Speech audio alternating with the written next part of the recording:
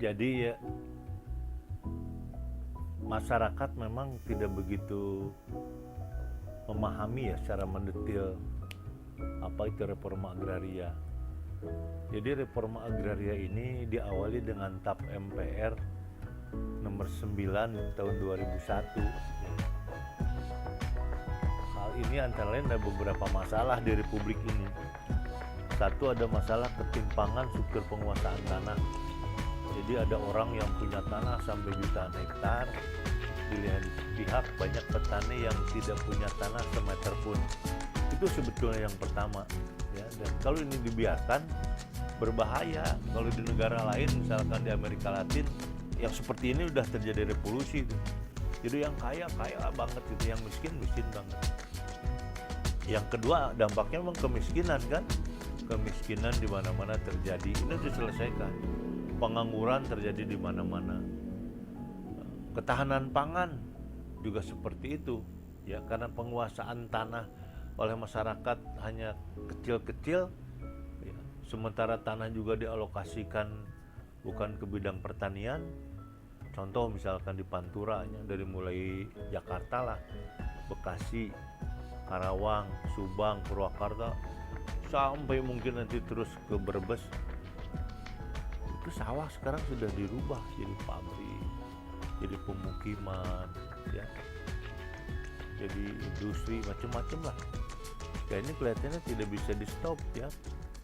Dari akibatnya ketahanan pangan terganggu, dan yang dampak yang paling dahsyat nanti kalau ini tidak dicegah, Jawa bukan jadi pulau lagi tapi kota, jadi kota Jawa nanti. Sudah tidak ada pemisah lagi. Sekarang antara Jakarta sama Bekasi nggak ada pemisah, sudah jadi kota.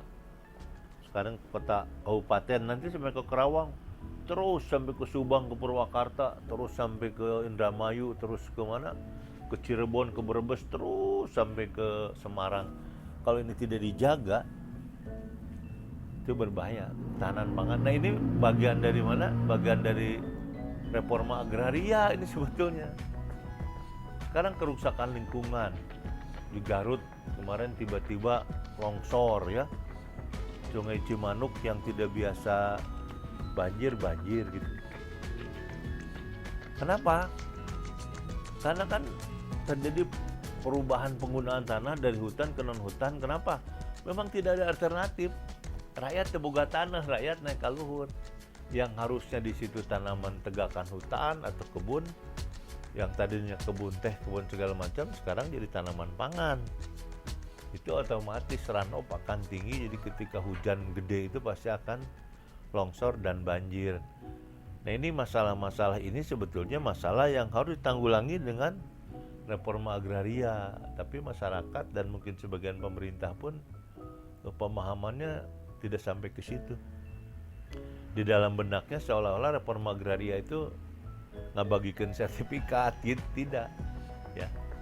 Harusnya reforma agraria itu memberikan tanah kepada rakyat supaya rakyat bengar.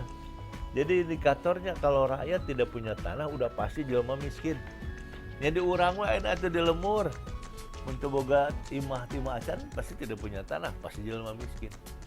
Nah ini yang harus diselesaikan yang awal oleh pemerintah itu. Bagaimana agar semua petani di Republik ini punya tanah. Bukan hanya petani, pedagang informal gitu ya, tukang beca, supir angkot. Kita pastikan orang-orang miskin. Itu juga harus kita perhatikan bagaimana mendistribusikan tanah kepada orang-orang yang miskin, tidak hanya petani, dari berbagai yang penting miskin lah.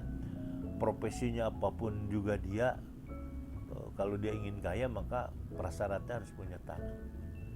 Nah jadi hal-hal ini yang paling mendasar ya, yang harus diketahui oleh terutama mahasiswa lah ya. Mahasiswa harus tahu bahwa inilah yang terjadi sekarang. Jadi kalau kita ingin memperbaiki hajat hidup masyarakat ya, ngomong kesejahteraan di mana-mana tapi pelaksananya cuman ngomong doang, tidak memahami persoalan naon.